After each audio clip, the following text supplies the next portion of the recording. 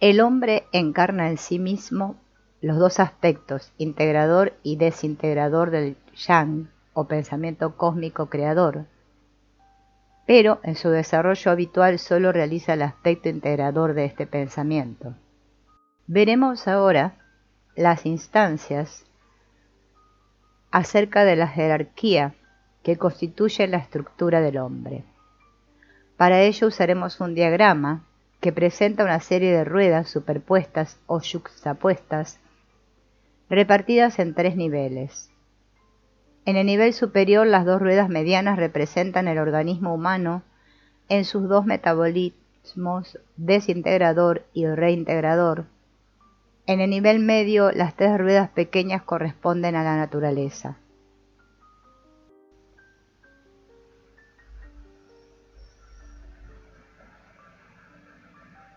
El dominio metafísico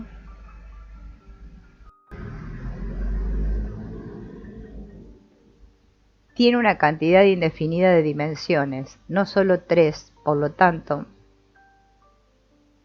estos diagramas escapan a las leyes que rigen los planos industriales.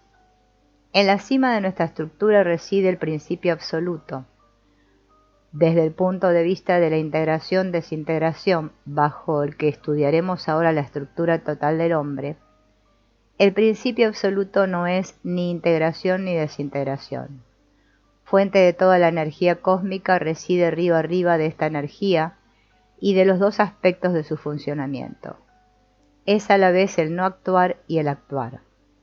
El centro inmóvil de la gran rueda corresponde al no actuar, mientras que su circunferencia móvil corresponde al actuar.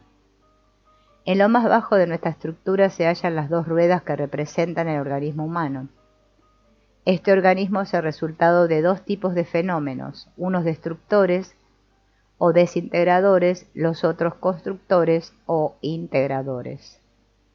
Entre el principio absoluto y el organismo se hallan las 3 ruedas que representan la naturaleza. Antes de ver por qué la naturaleza está representada aquí por 3 ruedas y por qué estas ruedas están dispuestas como lo están, preguntémonos por qué debemos interponer el nivel naturaleza entre el principio absoluto y nuestro organismo. ¿No podríamos considerar que nuestro organismo es movido de manera directa por el actuar del principio absoluto?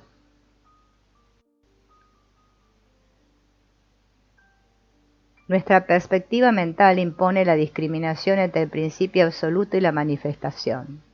No podemos confundir el uno inamovible que intuimos detrás del movimiento cósmico con el movimiento mismo. Debemos distinguir el principio en cuanto es y el principio en cuanto se manifiesta, el actuar principal y la acción cósmica que opera en todos los fenómenos. Pero asimismo debemos distinguir también el movimiento cósmico general y las 10.000 cosas que él crea, es decir, los fenómenos.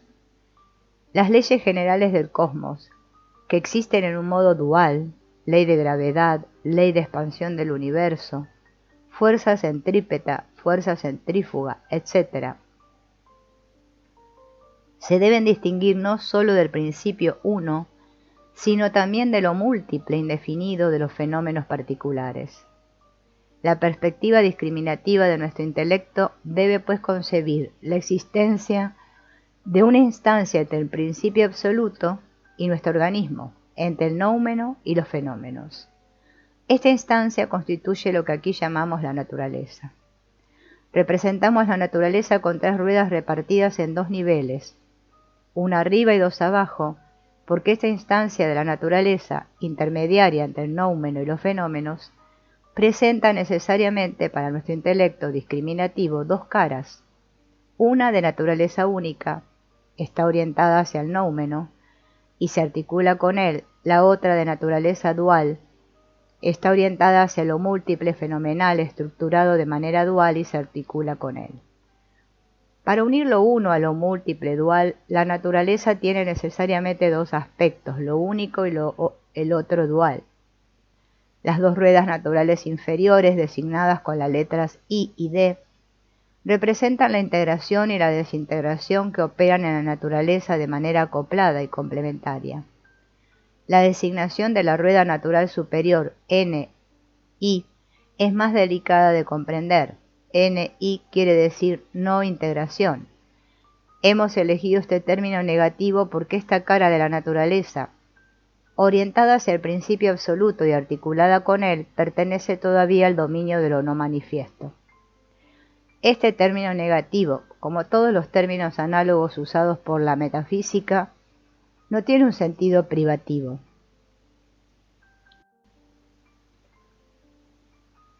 La no integración no designa una naturaleza que no integra nada, sino la naturaleza en cuanto principio anterior a la integración y a la desintegración que emanarán de ella. Uno puede preguntarse por qué articulamos la no integración con la integración y no con la desintegración. Es porque el organismo, aunque muera a la vez que renace durante toda su existencia, comienza por nacer. Si bien su manifestación durante su vida es a la vez integradora y desintegradora, su primera aparición es integradora. Si bien es la desintegración quien tiene la última palabra de nuestra vida, la integración es quien tiene la primera. Debido a esto vemos durante todo el transcurso de la existencia la iniciativa de pertenecer a la integración. Entre las dos caras de la naturaleza pasa la frontera que separa lo no manifiesto arriba de la manifestación abajo. En la manifestación las dos ruedas representan su aspecto sutil o psíquico y las ruedas más inferiores representan el aspecto grosero o material, el organismo vivo que los fisiólogos pueden estudiar con sus instrumentos de observación y medición. En el conjunto de nuestro diagrama hemos elegido para simbolizar los encadenamientos cósmicos dinámicos ruedas articuladas directamente unas con otras porque el dispositivo da cuenta de la ley de complementariedad. Las ruedas articuladas así, y no por ejemplo mediante correas de transmisión, giran en parejas en sentido inverso una de otra. Se ve en nuestro diagrama donde hemos hecho girar de modo arbitrario el principio absoluto en sentido de las agujas del reloj, lo que determina necesariamente el sentido de rotación del resto del sistema. Podríamos, por supuesto, invertir todos los sentidos. Lo interesante son las relaciones de identidad o de oposición que existen entre los sentidos de rotación de diferentes ruedas.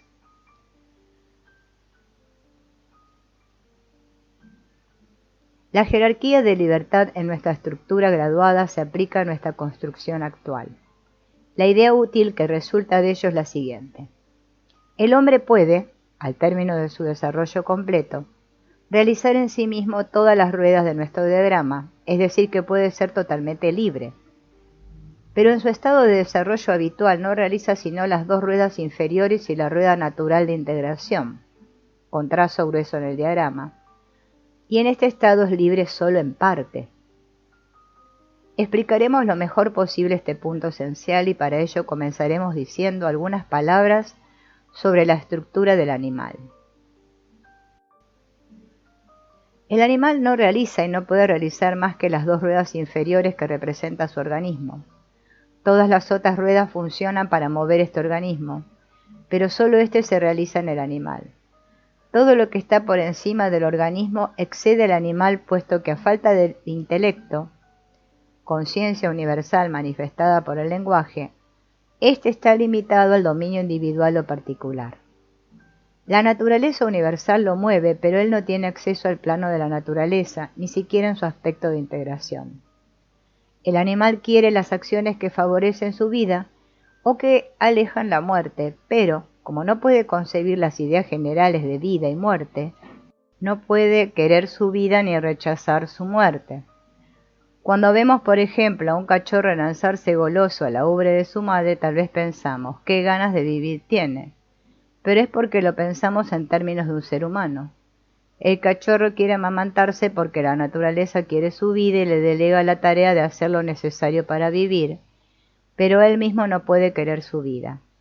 Del mismo modo, un animal atacado por un enemigo no rechaza su muerte mientras lucha, rechaza solo los daños que su enemigo le quiere infligir.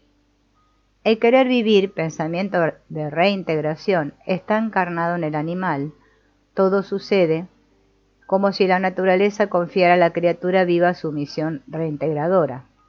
Pero este querer vivir, aunque encarnado en esta criatura, no está realizado en ella, no es consciente en su forma general.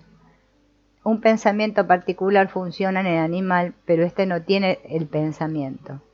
No capta este pensamiento particular porque le falta la conciencia universal que es necesaria para ello.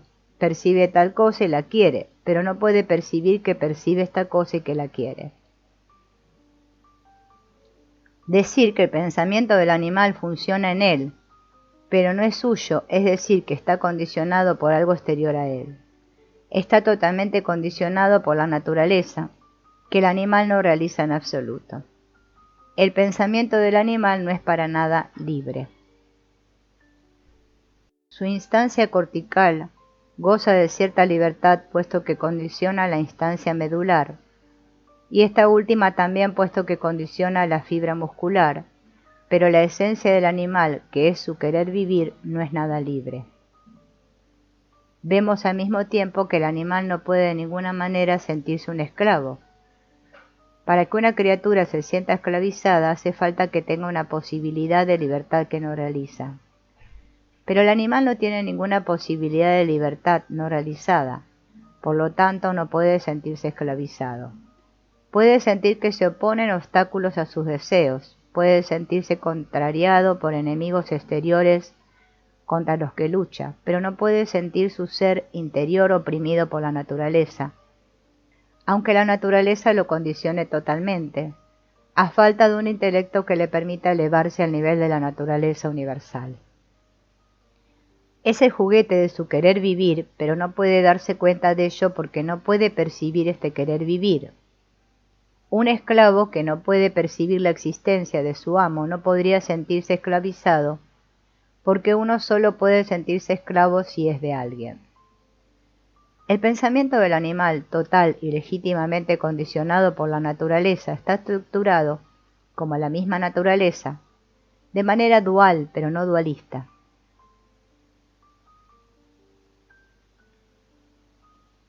El pensamiento del animal contiene de manera imparcial, como la misma naturaleza, armonía y desarmonía, integración y desintegración, convergencia y divergencia. Las asociaciones se reorganizan en él de manera constante, ninguna es estable.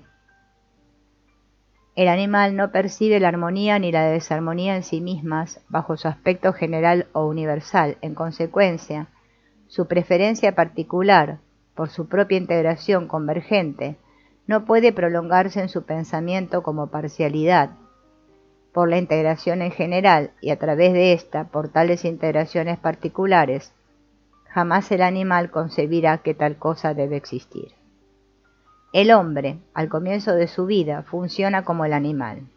El bebé, como el animal, es un dinamismo encarnado bajo el modo de querer vivir, pero es incapaz de querer conscientemente vivir a falta de la capacidad de concebir la idea. Luego aparece el intelecto. La conciencia del niño se vuelve capaz de concebir ideas generales, de percibirlas bajo una perspectiva sujeto-objeto y de manipularlas en ecuaciones lógicas, todo gracias al lenguaje, que simbolizan estas ideas y las vuelven en apariencia entidades autónomas. Este poder supremo que constituye el intelecto verbal parece un regalo magnífico, pero de hecho introducirá al hombre en un mundo de contradicciones desgarradoras. Es así porque el intelecto no aparece de entrada con un desarrollo pleno, sino que llega a éste de manera progresiva.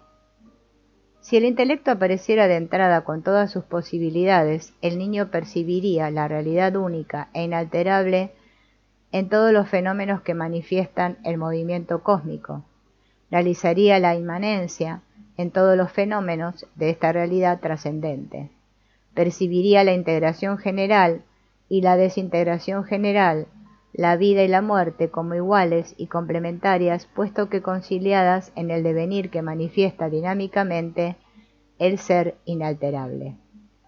Como la realidad una se querría a sí misma en este niño capaz de percibirla, El niño querría el devenir que manifiesta la realidad. Adheriría a la naturaleza de las cosas, a su propia muerte como a su vida. Llevaría a cabo el querer vivir natural, pero sin apego, es decir, aceptando el eventual fracaso. Queriendo en su esencia animal su vida y no su muerte, querría en su esencia humana todo lo que le sucediera.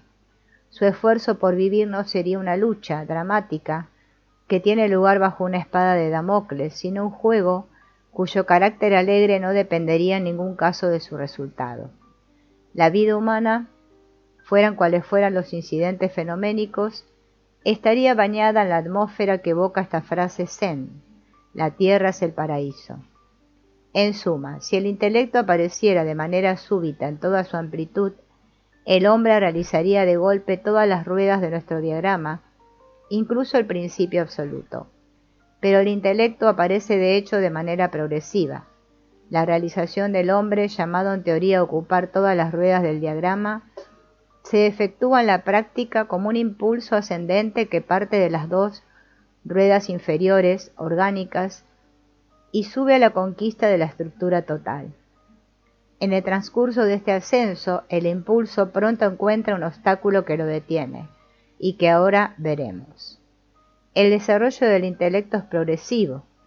Los primeros conceptos generalizados mediante el verbo se elaboran en el niño a propósito de cosas concretas del mundo a su alrededor. Lo que el niño nombra al comienzo son cosas o personas particulares. Un año o dos más tarde se elaboran conceptos verbales a propósito de cosas abstractas, y es mucho más tarde cuando las intuiciones metafísicas se vuelven posibles. Tampoco aparecen en la conciencia en la mayoría de los seres humanos, a menos que haya una correcta iniciación. Durante esta evolución nos encontramos con las ideas abstractas en su aspecto dual, mucho antes de que sean posibles las intuiciones conciliadoras. Así es que las ideas de vida y de muerte, es decir, de naturaleza integradora y de naturaleza desintegradora, aparecen mucho antes de que sea posible su conciliación mediante el concepto de la naturaleza total eterna, no integración. El ser humano, al elevarse por encima de las dos ruedas orgánicas, encuentra las dos ruedas de integración y desintegración que representan el lado manifiesto de la naturaleza. Esto se produce cuando el niño, hacia los 3 o 4 años de edad, descubre la idea de la muerte y, por antítesis necesaria, la idea de la vida. Es muy frecuente que el niño de esta edad haga preguntas sobre la muerte y hasta se obsesione con ella durante varios días o varias semanas. El descubrimiento del dualismo vida-muerte es al mismo tiempo descubrimiento de los dualismos triunfo-fracaso, potencia-impotencia, etc. El niño encuentra allí, a falta de una posible conciliación, oposiciones aparentes, dilemas, cuyos términos se excluyen para él de modo tal que no puede querer uno sin rechazar el otro. El bebé, en quien todavía estaba localizada solo la esencia animal, encarnaba el querer vivir natural, no el querer morir. Por lo tanto, cuando el niño encuentra las ideas de vida y de muerte, de naturaleza integradora y naturaleza desintegradora, elige necesariamente realizar en sí mismo solo la naturaleza integradora. Esta elección se traduce en él en la creencia de que su vida debe ser, que es legal, parte del orden, mientras que su muerte no debe ser, es ilegal, contraria al orden. Así, al llegar al nivel de la naturaleza manifiesta, el niño acepta la realización de la rueda integración, pero rechaza la de la rueda desintegración. Hemos dicho que el niño quería vivir y rechazaba morir. La realidad es más compleja porque entonces el ser humano ya no es solo un organismo, un ego. Es ahora la idea de un ego o un ego ideal, general, distinto del organismo. Es una yo realidad que, identificada fundamentalmente con el organismo, puede transferir esta identificación hacia otras cosas, concretas o abstractas. Así pues, la adhesión exclusiva a la rueda integración se traduce en una voluntad que no es ya en esencia voluntad de vivir, sino voluntad de integración ilimitada del ego ideal. Voluntad de afirmación del yo, incluso sí, En determinadas circunstancias, esta afirmación ilimitada del yo implica el sacrificio de la vida orgánica. El hecho de que el hombre realice solo la rueda integración y rechace la rueda desintegración tiene como consecuencia la no realización de la rueda no integración, que supera las otras dos y representa la naturaleza no manifiesta. Demostraremos por qué es así. Según la perspectiva del hombre, en este estado habitual de desarrollo, la no integración se asemeja a la desintegración y le parece idéntica a ella. La no integración es el caos primordial, no en el sentido de desorden, sino en el sentido de energía cósmica primordial, todavía no manifiesta en las 10.000 cosas. En la Génesis, el caos no es la mezcla desordenada de la luz y la sombra, de la tierra y las aguas, etc. Designa la sustancia primordial, la Prakriti del Vedanta, de la que nacerán la luz y la sombra, la tierra y las aguas. Pero esta naturaleza todavía indiferenciada se asemeja, para el hombre encerrado en el dualismo integración-desintegración, a una desintegración, y el rechazo de realizarla es al mismo tiempo un rechazo de realizar la energía cósmica primordial de la rueda no integración.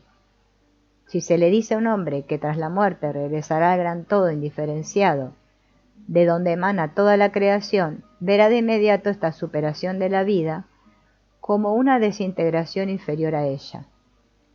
Por lo tanto, al mismo tiempo que rechaza la desintegración, el hombre rechaza realizar la no integración. Al actuar así, se priva también de realizar el principio absoluto, al cual lo llevaría a la realización voluntaria de la no integración. El sentido de rotación de las diferentes ruedas de nuestro diagrama ilustra lo que acabamos de decir. El sentido de rotación de la rueda no integración es el mismo que el de la rueda desintegración. El movimiento de la no integración se asemeja, bajo una perspectiva formal, al de la desintegración. Nótese asimismo que la rueda de integración gira en el mismo sentido que la rueda del principio, absoluto, la vida, la integración, se asemeja para nosotros a la realidad absoluta. Nuestra nostalgia del absoluto se traduce en la nostalgia de la vida, que nos parece que se le asemeja. Pero la adoración de la vida genera un rechazo de la muerte que nos bloquea el camino al absoluto. Este rechazo es lo que, en la religión cristiana, simboliza el no de Satanás. La sublevación de Satanás contra el orden divino representa la actitud interior que asume el ser humano cuando aparece en él el intelecto.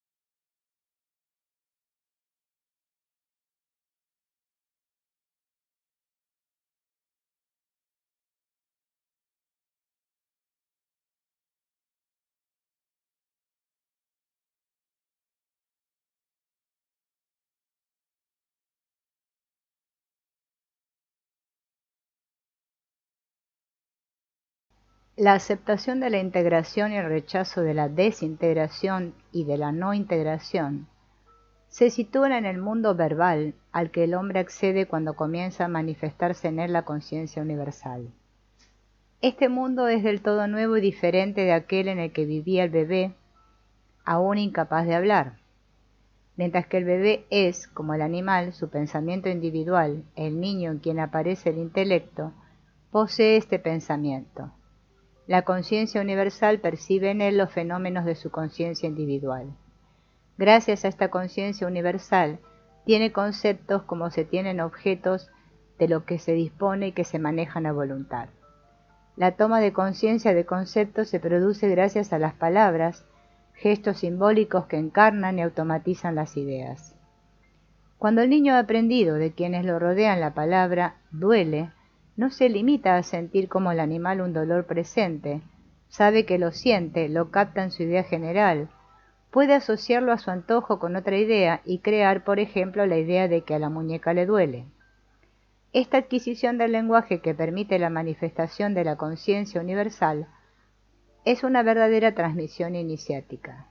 Los niños salvajes que crecieron lejos de seres humanos y fueron hallados cuando tenían unos 8 años, no tenían lenguaje y aprendieron a hablar con mucha dificultad. Una de estas observaciones concierne a 2 niñas indias que habían crecido juntas. No habían inventado entre ellas ningún lenguaje, aunque tuvieran en su organismo todos los mecanismos necesarios para hacerlo. Al igual que toda criatura viva emana de otra criatura viva ya desarrollada, el intelecto emana de otro intelecto ya desarrollado. Al utilizar el lenguaje que le fue transmitido, el ser humano crea una representación personal del mundo. Se trate de un mundo enteramente imaginario o de una interpretación verbal del mundo real presente, el hombre crea siempre un mundo representación, autónomo, disociado del mundo exterior objetivo, un mundo para él solo. Llamaremos a este mundo subjetivo verbal, al igual que el pensamiento verbal que lo crea. Claro que las representaciones mentales que tengo a lo largo del día no se acompañan siempre de un lenguaje interior netamente articulado, de frases completas pronunciadas en la mente como cuando recito un poema para mis adentros. Pero cuando esta articulación verbal no se efectúa, es decir, como la estructura verbal de mi mundo interior no se manifiesta con claridad, no deja de existir de manera virtual. Mi pensamiento no deja de ser de naturaleza verbal. Mi monólogo interior está siempre estructurado de una manera que implica la utilización de palabras sean o no articuladas. Para describir la constitución de este mundo verbal, donde se va a dar el rechazo de la desintegración y de la no integración, nos valdremos de la identidad que existe entre el macrocosmos y el microcosmos. La constitución del macrocosmos es ternaria.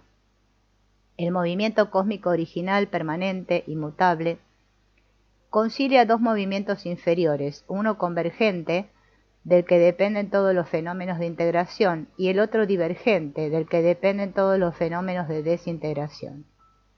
La armonía absoluta concilia la armonía relativa, integración-convergencia, y la desarmonía relativa, desintegración-divergencia. Mostraremos que la constitución de nuestro mundo verbal también es ternaria. Implica, según la misma disposición triangular, 3 movimientos, 3 estructuras dinámicas. Primero hay una estructura inmutable, conciliadora. Es la estructura sintáctico-lógica.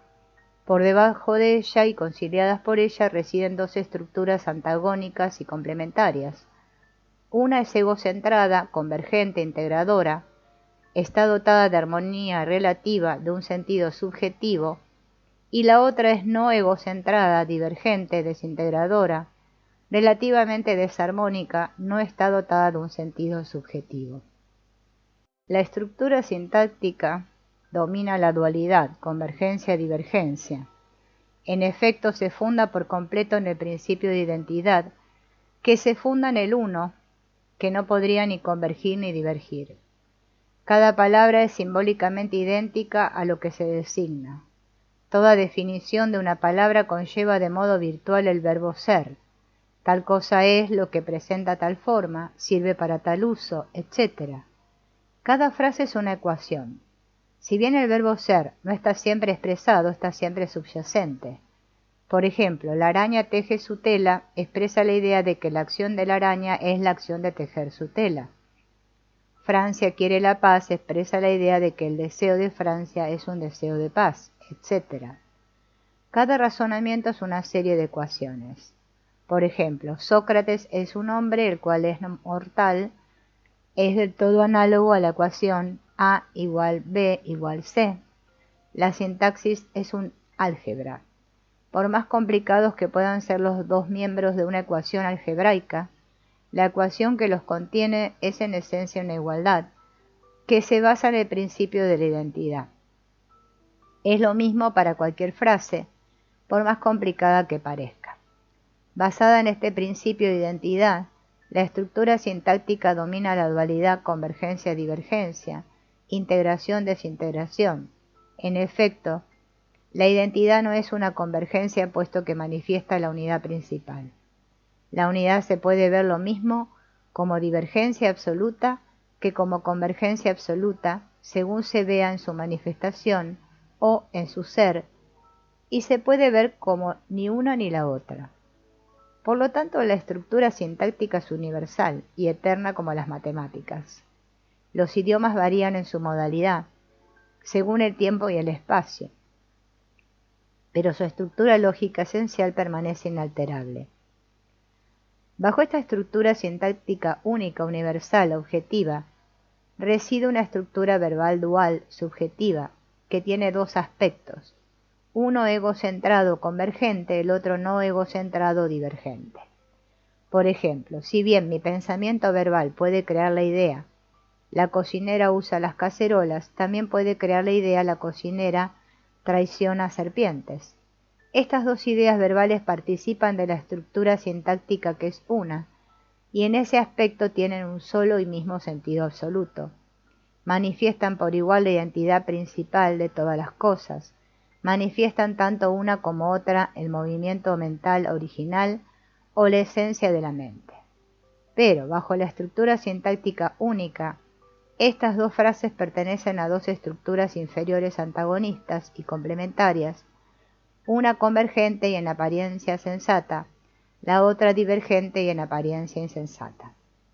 Decimos que la primera frase es convergente o egocentrada porque esta ecuación verbal corresponde a una ecuación que existe para mis órganos sensoriales, es decir, para mi pensamiento animal individual, es decir, para mi ego.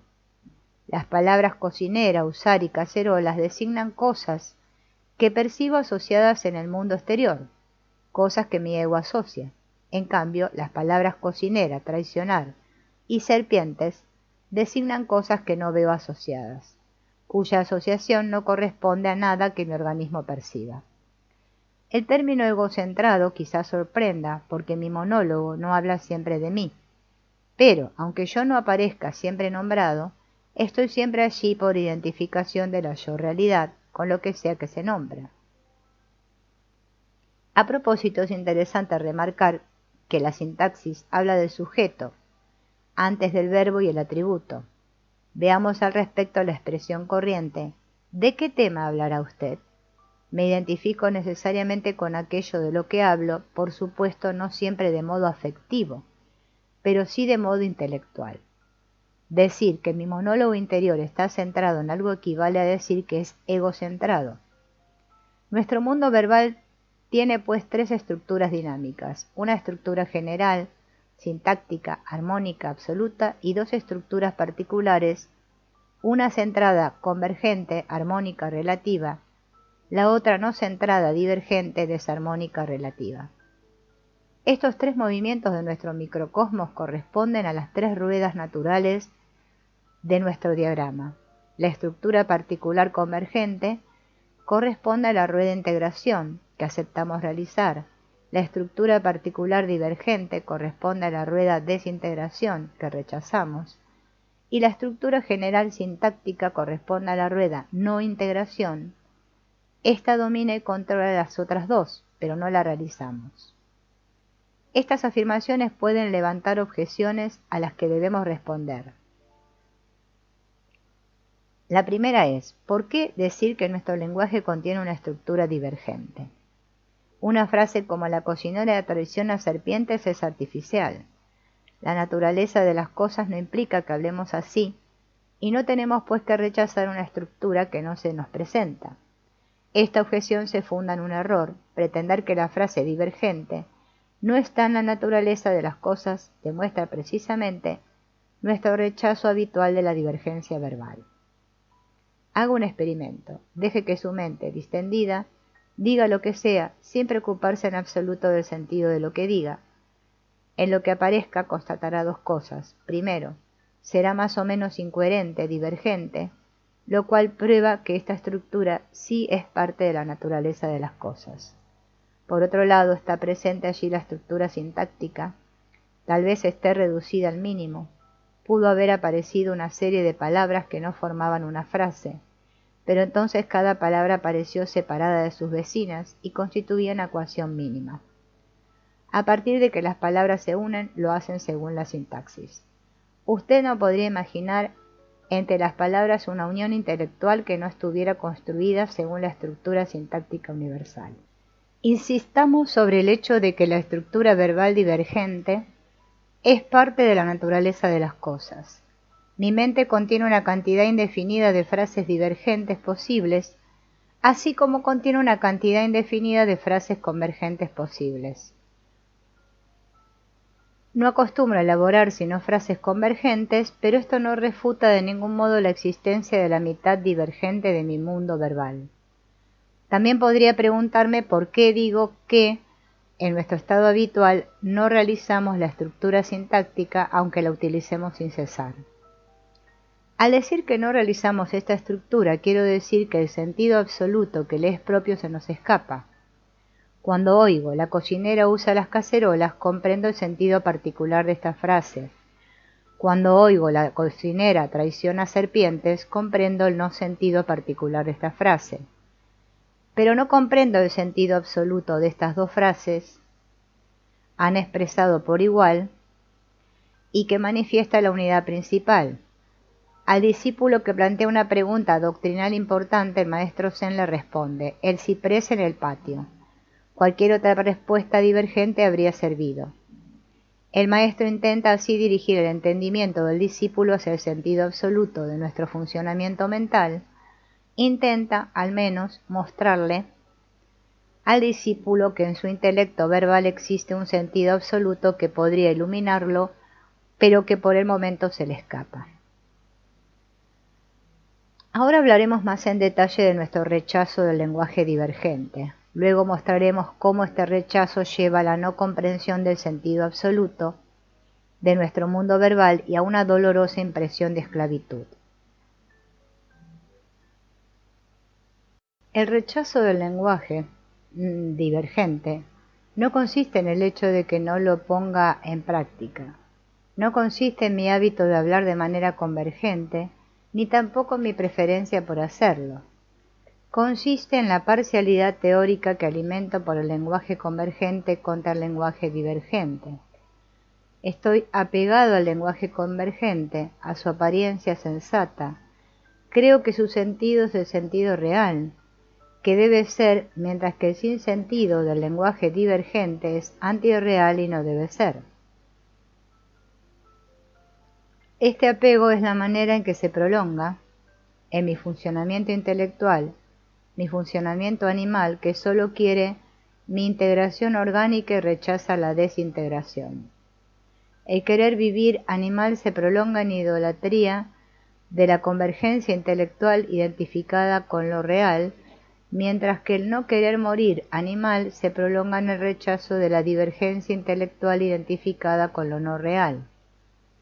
Idolatro la armonía relativa del cosmos y rechazo su desarmonía relativa.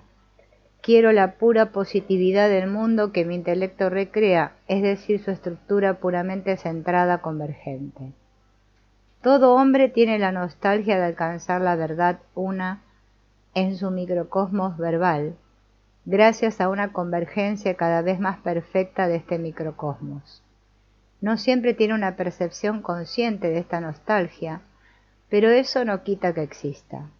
Cuando se hace consciente, se traduce en la idea de que debe haber en la conciencia un conocimiento explícito, expresable, que dará la clave de todo el cosmos. Un hombre como Mallarmé ha buscado deliberadamente, mediante el manejo mágico del lenguaje convergente, alcanzar una convergencia límite absoluta que trascendiera su propia forma y fuera la realidad suprema. Valoramos la opinión que decreta que sólo la convergencia verbal es real. Valoramos pues exclusivamente esta convergencia. Si el lenguaje del poeta roza a menudo la divergencia, es un juego sutil de alejamiento de la amada convergencia para gozar con más intensidad al reencontrarla. El poeta expresa correspondencias, analogías entre las cosas más alejadas unas de otras. No actúa así por voluntad de divergencia, sino al contrario para religar lo que parecía más desunido. Así hace el músico que explora el mundo de disonancias para gozar luego de su resolución, o si no las resuelve, para evocar la consonancia dorada en un contraste de potencial nostálgico. Bajo las formas de arte más desarmónicas, hallamos la nostalgia humana de una armonía absoluta a alcanzar por todos los medios, por más desesperados que sean. La pena, desde el punto de vista de mi desarrollo completo, no es que mi intelecto funcione sin cesar en modo convergente, sino que esté apegado exclusivamente a este modo y rechace el modo divergente. Este apego provoca una verdadera represión. Reprimir un funcionamiento no es no efectuarlo, sino condenarlo, verlo como que no debe ser. Al reprimir el modo divergente de mi intelecto, lo aíslo del modo convergente, lo opongo a él y transformo la dualidad estructural de mi mundo verbal en un dualismo no conciliado. Vivo desde entonces en un mundo de contradicciones donde lo verdadero y lo falso se oponen y donde estas oposiciones me ocultan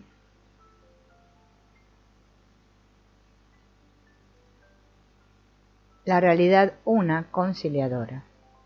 Podemos aclarar estas nociones aplicando la ilustración del Vedanta sobre la arcilla y los objetos de arcilla. Hay una serie de objetos, todos de arcilla, pero debido a mi apego por la forma particular, solo veo los objetos, no veo la arcilla de la que están hechos. Si uno de estos objetos tiene una forma agradable y útil, mientras que otro tiene una forma desagradable e inútil, experimento dos reacciones opuestas con respecto a estos dos objetos. No experimento su identidad como manifestaciones de la misma sustancia. Así sucede en mi mente, donde la misma sustancia mental, la misma esencia de la mente, reside bajo dos formas, convergente y divergente. Debido a mi apego a la forma convergente, me fascina el aparente dualismo de este mundo y no percibo la esencia de la mente con mayúsculas que reina por igual en las frases sensatas y en las frases insensatas.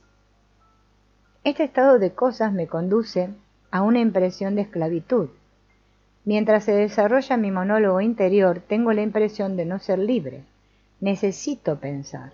No puedo impedirlo. Sobre todo, no pienso lo que quiero. Lo único que puedo hacer es determinar el tema que mi monólogo va a tratar. Pero las ideas, las frases particulares que aparezcan sobre este tema, vendrán a mí por su cuenta y me limitaré a recibirlas. El movimiento de mi pensamiento verbal me lleva consigo, lo quiero o no. Percibo que mi pensamiento está condicionado por la naturaleza, y al sentir esta naturaleza como extraña a mí, me siento condicionado por ella en mi pensamiento, me siento esclavizado por ella. Si mi pensamiento aparenta no ser libre, no es porque esté condicionado por la naturaleza, sino porque solo está condicionado por el aspecto de integración de la naturaleza. Para mi desgracia, solo está condicionado a medias. Si estuviera condicionado totalmente por la naturaleza, estaría autocondicionado, puesto que en virtud de mi esencia humana, con acceso al plano universal, soy la naturaleza con su estructura triangular, no integración que domina y concilia integración y desintegración. La naturaleza es mi naturaleza. Si mi pensamiento estuviera totalmente condicionado por mi naturaleza, estaría autocondicionado, por lo tanto sería libre. Tal como funciona, en la actualidad mi pensamiento acepta estar condicionado por el aspecto de integración de mi naturaleza, pero rechaza estarlo por su aspecto de desintegración. Es decir, que me identifico con mi pensamiento solo en cuanto está condicionado por la naturaleza integrante, en cuanto reviste una forma convergente. Pretendo que soy yo el que dice mis frases sensatas, mientras que la frase insensata que dejo venir se dice en mí. Me divido así contra mí mismo. El rechazo de identificarme con mi pensamiento divergente permanece teórico, en realidad. Este pensamiento me manifiesta tan bien como mi pensamiento convergente, manifiesta de igual modo en mí la esencia de la mente, que es mi esencia. Pero debido a este rechazo teórico, todo sucede para mí, desde el punto de vista que experimento, como si solo una mitad de mi mundo mental fuera yo y la otra fuera extraña. Asumo una actitud con la que no considero sino las producciones armónicas, sensatas de mi mente, producciones racionalizadas que corresponden a la idea que me hago de un pensamiento razonable. Esta es una especie de ceguera voluntaria. Así es como se inhibe en el estrabismo la visión de uno de los ojos. Quiero ignorar el funcionamiento divergente de mi mente, lo censuro. No lo dejo llegar a mi conciencia. No capto más que el aspecto convergente de mi actividad mental. Pero el aspecto divergente que rechazo captar no deja de existir porque yo pretenda que no existe. Con esta actitud, la mitad del condicionamiento de mi pensamiento por la naturaleza funciona pese a mí contra mí. En lugar de pensar de manera convergente junto al funcionamiento divergente, también aceptado en principio, pienso contra este funcionamiento divergente no aceptado.